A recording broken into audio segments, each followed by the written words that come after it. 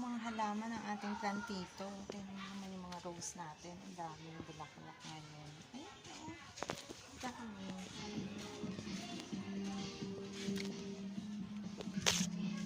Ayan, daming rose. Daming bulaklak. Pink na rose natin.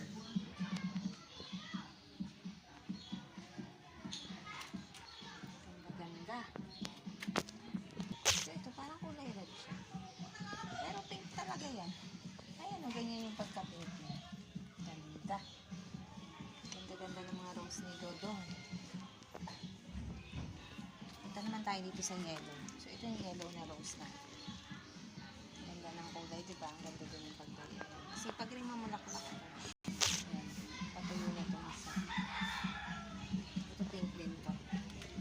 At yung yellow na rose. Ganda. Ganda-ganda lang. Ay, may Dodong. Ito pati cactus natin may bulaklak.